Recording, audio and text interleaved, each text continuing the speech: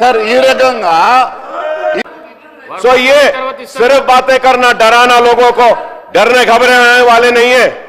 अरे सर मैं आपको बोल रहा हूं, बीजेपी वालों से भी कहूंगा, उत्तर प्रदेश हो, मध्य प्रदेश हो, हर जगह बुलडोजर सरकार कर रहे। आप लोग मुसलमानों से न सिर्फ नफरत करते बल्कि अफसोस के साथ कहना पड़ता है कि बाबा साहब अंबेडकर की भी इन्होंने तौहीन कर दी। क्या किया बाबा साहब अंबेडकर के साथ? सर कितना बाबा साहब अंबेडकर के साथ में इनके लीडर ने किस तरीके से बाबा साहब अंबेडकर के मुकाम को वो किया। अरे बाबा साहब अंबेडकर वो है जो इस मुल्क को स्वर्ग बनाए, इस मुल्क को स्वर्ग बनाए, दस्तूर दिए जिसमें सबको हक दिया गया। लेकिन आज उस बाबा साहब अंबेडकर की शान में गुस्ताखी की जाती है।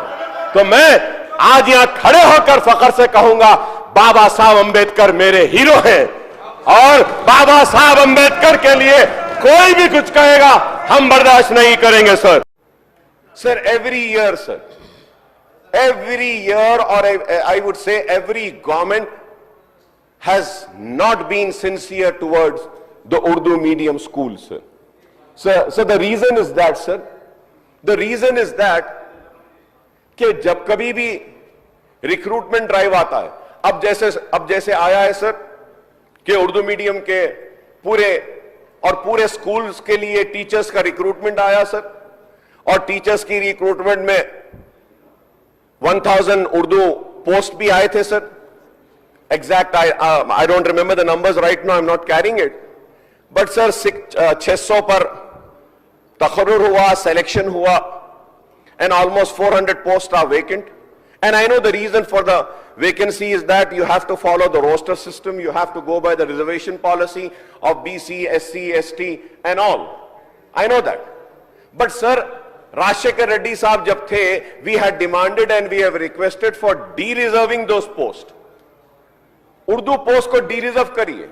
ये बैकलॉग से कैरी फॉरवर्ड होते जा रहे हैं साहब। जब रिक्रूटमेंट होता है 300, 400, 200 उर्दू के पोस्ट वेकेंट रहते हैं। अब इसमें हमारे उर्दू टीचर्स डिमांड कर रहे हैं कि सेकंड मेरिट लिस्ट लाने के लिए। सर मेरा क्या है, मैं वो टेक्निकलिटी या लीगैलिटी में नहीं जाऊंगा कि सेकंड मेरिट लिस्ट आ सकती है या नहीं, या फिर ओपन कैटेगरी में लाना है। मैं ये कहूंगा सर, उर्दू के वेकेंट पोस्ट को आप फिल कीजिए सर, जो बरसों से पड़े हैं वेकेंट। सर इंसाफ करिए उर्दू के साथ। बड़ी मीठी जबान है, ये वही जबान है जिसने कभी नारा दिया था कि इनकलाब जिंदाबाद। उर्दू के साथ इंसाफ कीजिए। उर्दू के साथ इंसाफ नहीं हो रहा है। मैं शुक्रिया अदा करता हूं, बार बार कहूंगा कि ऐसा नहीं है कि काम नहीं हुआ।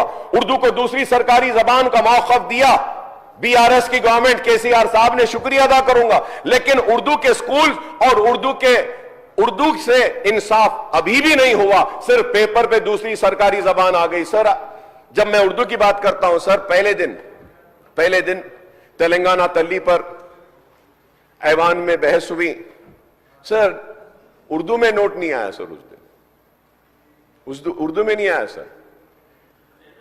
तो अब आप बताइए सर, उर्दू के साथ इंसाफ होना जरूरी है सर। मैं उम्मीद करूंगा कि हुकूमत उर्दू के साथ इंसाफ करेगी, उर्दू पढ़ने वालों के साथ इंसाफ करेगी। और sir we had also demanded that कि उर्दू मीडियम के schools, sir I would like to remind to the Congress government that you had promised that all vacant teacher posts will be filled through mega DSC within 6 months, sir. 6 months बोले थे आप, 6 महीने जाकर के अब आज कितने दिन हो गए हैं वो आपको मालूम। Sir, I would also... Honorable Speaker, sir, I thank Legislative Affairs Minister Saab for rising and clarifying and giving us all the opportunities for giving the amendments also, sir. But I would like to say one thing and sit down, sir. Sir, he's saying that the rules were prepared when they were in power. Yes, sir, that is right, sir. Sir, we have never been in power, sir. But we objected then also, sir, that this rule is wrong. Sir, let me say this. अब आप सोचिए अपने wisdom से, अपनी सोच से कि आज वो यहां पर क्यों है। कि ऐसे गलतियां करे बोलकर आवाम इनको यहां भेजी और आपको वहां भेजी।